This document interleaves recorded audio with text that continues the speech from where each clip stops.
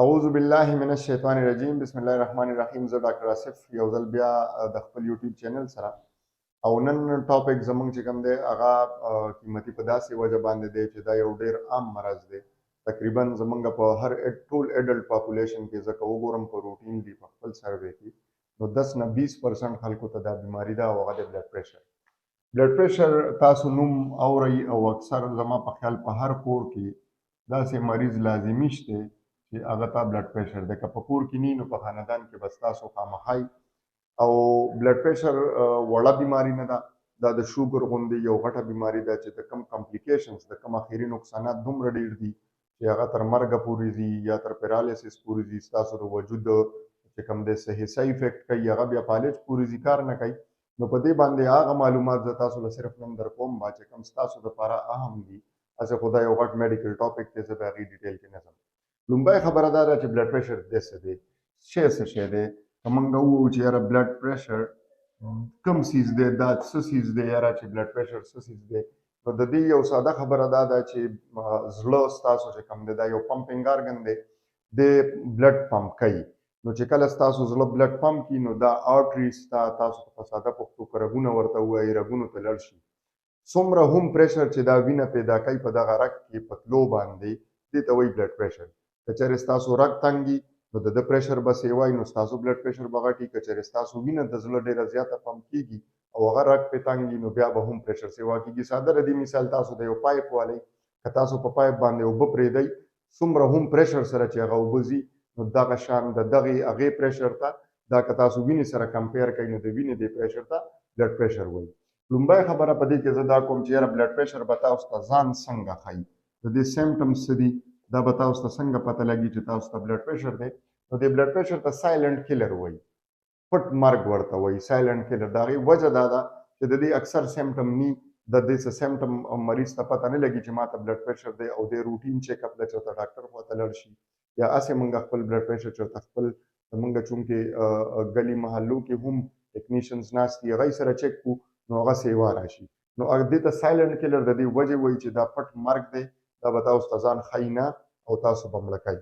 خو څو خلکو ته هیډیک مطلب د سر درد په بلډ پریشر کې کېدل دا کېږي او ډېرو کمو خلکو ته ریئرلی نوز بلیډ مطلب دا دی چې د ده د پوزې نه وینه راتلل.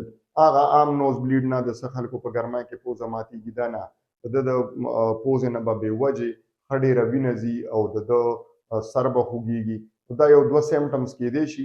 خو ډېرو خلکو ته بلډ پریشر بغیر سیمټمه بغیر د ښودنې دته به بلډ پریشر وي او دی خبر نه وي. درېیمه خبره که موږ وکړو چې یاره د بلډ پریشر رینج څه دی، نارمل بلډ پریشر څومره دی، دا هم زموږ خلک کنفیوز وي.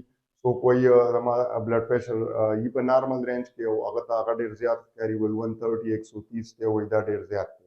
د بلډ پریشر نارمل رینج دوه بلډ پریشر دي. تاسو که ګورئ نو تاسو به اکثر یو لفظ اورېدلی چې یاره 120/80 120/80 یو نارمل بلډ پریشر دی.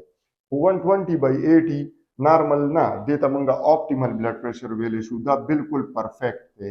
باقي د دې رینج که برنی بلډ پریشر ستاسو د 110 نه تر 130 پورې نو دې ته موږ نارمل ویلی شو او لاندنی بلډ پریشر که ستاسو د 70 نه تر 90 پورې نو دې ته موږ نارمل بلډ پریشر ویلی شو. دا یو رینج دی چې ستاسو برنی بلډ پریشر د 110 د 130 تر دا منځئ او ستاسو لاندنی بلډ پریشر د 70 او د 90 تر منځئ نو دې ته نارمل بلډ پریشر تاسو دا کنسیډر کولی شئ.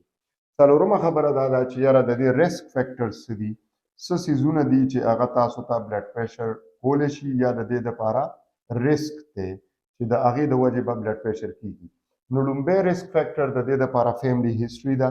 که د چا په فیملي کې بلډ پریشر وي، د چا مور ته، د چا پلار ته، د چا نیا نیکه ته، ورور خور ته بلډ پریشر وي نو هغوی ته چانس دا دی چې هغوی ته به بلډ پریشر ډېر کېږي. که دویم څیز موږ والو نو په هغې کې ایج یو قیمتي څیز دی چې عمر سره هم بلډ پریشر سیوا کېږي. نو چې څومره هم ایج سیوا کېږي، د 60 سال نه بره شي کله ایج نو د بلډ پریشر چانسز ډېر زیات دي.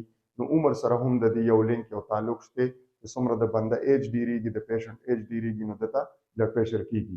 دریم څیز په دې کې که تاسو والئ نو هغه دی کولیسټرول. کولیسټرول تاسو نوم به اورېدلی، دا واز د موږ په وینه کې چې خاص کر کوم واز دی نو هغې ته موږ منجر کوو په ټیسټ باندې. نو کولیسټرول زیاتېدو سره هم بلډ پریشر کېږي. ډیفینیټلی خبره ده د بنده کولیسټرول په وینه کې زیاتي، هغه په رګ کې جمع کېږي، هغې سره رګ تنګېږي. چې رګ تنګېږي بیا به ډیفینیټلی د وینې هغه پریشر په هغې باندې سیوای، نو بلډ پریشر به سیوا کېږي. څلورمه خبره دا ده کم خلک چې سالټي ډایټ زیات خوري، چې کم خلک مالګه ډېره زیاته خوري، نو هغوی ته هم د بلډ پریشر چانس ډېر دی. پنځمه خبره دا ده که چېرې آیل انټیک غوړي ډېر زیات خوري، ګي ډېر زیات استعمالوي، نو دوی ته به هم بلډ پریشر کېږي. چونکې د مالګې ډایرکټ تعلق بلډ پریشر سره دی، هغې کې سوډیم دی، او د غوړو ډایرکټ تعلق کولیسټرول سره دی، نو دا به کولیسټرول سیوا کوي، نو هغه ته به بلډ پریشر کېږي. پنځمه خبره شپږمه دا ده که څوک ایکسرسایز بالکل نه کوي، داسې لایف سټایل یې ځان له اډاپټ کړی چې صرف کینی او ایکسرسایز نه کوي، نو هغه ته به هم بلډ پریشر خامخا کېږي. شپږمه اومه اخري خبره دا ده چې د سموکینګ هم دې سره یو غټ اثر شته. که کم خلک سموکینګ کوي نو هغوی ته به هم بلډ پریشر کېږي. نو دا شپږ خبرې د دې دپاره ریسک فیکټر دی، د چا په فیملي کې، د چا عمر سیوای، د چا کولیسټرول سیوای، څوک سالټي ډایټ مالګه ډېره زیاته خوري، غوړي ډېر زیات خوري، ایکسرسایز نه کوي، نو دا د بلډ پریشر دپاره ریسک فیکټرز دي. بیا یو بله خبره زه تاسو سره شیر کوم، چېرې داسې کم خوراکونه دي چې هغه د بلډ پریشر دپاره ښه دي، او داسې کم خوراکونه دي چې هغه د بلډ پریشر دپاره نقصان دی، هغه په بلډ پریشر کې کم کول دي یا نه دي کول. نو په فوډ کې که ساده موږ والو نو سبزی دي، ویجیټیبلز دي چې هغه بلډ پریشر خوراک کې فایده کوي، او فروټ دي چې هغه په بلډ پریشر کې خوراک کې فایده کوي. په فروټ کې خاص الخاص بیا کیله چې کومه ده، بنانا، دا د بلډ پریشر کمولو دپاره یو بهترین سیز دی، ځکه چې په دې کې پوټاشیم دی، او پوټاشیم چې کوم دی دا داسې سیز دی چې دا بلډ پریشر کموي. کوم فروټ کې چې پوټاشیم وي، د دې نه علاوه یو سیز دی هغه یوګرټ دی، په ماستو کې چې کوم دی نو په دې کې هم موږ سره پوټاشیم موجود دی. نو ویجیټیبل شو او بنانا خاص الخاص کیله شوه او ماسته شو، دا د بلډ پریشر کمول کوي. او دوه سیزونه چې کوم بلډ پریشر دپاره بالکل ښه نه دي او سیوا کوي، نو هغې کې بیا یو ځل مالګه ده او غوړي دي. موږ که د غوړو استعمال کم کړو او خاص الخاص د مالګې یو ډېر ډایرکټ دې سره لینک دی، اکثر چې د خلکو بلډ پریشر پریوځي نو دی اوبو کې مالګه واچوي او هغې سره ډایرکټ بلډ پریشر خیږي. نو مالګه سپیسیفیک د بلډ پریشر دپاره ډایرکټ یو طبیعي ده، نو د مالګې استعمال د بلډ پریشر مریض له یول خو که نه کېږي، خو د نه کېدو خو زه نه منم چې ډېر پیشنټس ماته وایي چې داسې خو نه شي کېدی چې موږ به مالګه نه خورو، نو کم سے کم هغه د خپلې کوانټټي نه، د خپل تعداد نه ډېر حد درجې پورې کمول دي. بیا د بلډ پریشر نقصانات څه دي، دا به در سره لږ غوندې ډسکس کوم. یو څلور پنځه د دې داسې غټ غټ نقصانات دي چې زما په خیال کې هغه تاسو واورېدل، نو ډیفینیټلی تاسو به په دې خبره باندې پوه شئ چې یاره بلډ پریشر یو ډېر ګنده مرض دی او موږ له په دې احتیاطي تدابیرو باندې عمل خامخا پکار دی.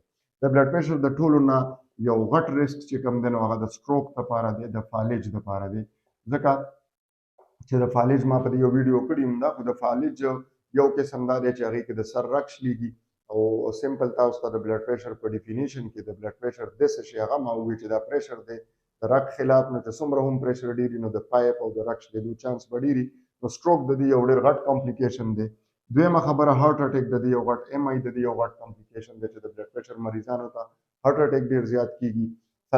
دریم د دې غټ نقصان دا دی چې ستاسو کوم د زړه سایز دی، هارټ سایز چې کوم دی، د زړه چې کوم سایز دی هغه به دې سره غټ شي، ځکه چې زړه پمپ کېږي دی بلډ مخکې ورکوي او هلته رګ باندې پریشر ډېر زیات بلډ وي، نو واپس په زړه باندې راځي بوج، او دې سره د زړه سایز چې کوم دی ستاسو غټ کېږي او زړه فیل کېږي دې سره.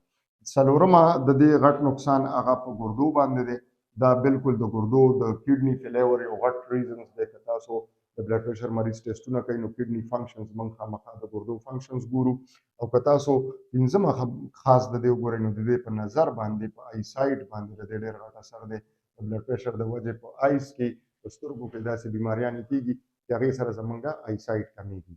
دا د بلډ پریشر وړوکی ډیټیل و. که زه د دې میسج تاسو خاص الخاص دوه درې څلور خبرې میسج کې تاسو ته دا در کوم، یو خبره خو دا ده چې د غوړو خوراک، د آیل خوراک د بلډ پریشر مریض لپاره کمول غواړي، سالټ مالګه کمول غواړي، په خوراک کې فروټ او ویجیټیبل او خاص کر کیله او ماسته د دې خوراک سیوا کول غواړي، او اخیری خبره دا ده چې ایکسرسایز خامخا کول غواړي، او خپل بلډ پریشر ریګولرلی په کال کې یو ځل چیک کول لازمي دي. دا ویډیو ملګرو سره شیر کړئ. امید لرم ستاسو به خوښه شوي وي. زما چینل سبسکرایب کړئ. د بلې ویډیو سره به بیا حاضرېږو. د الله په امان.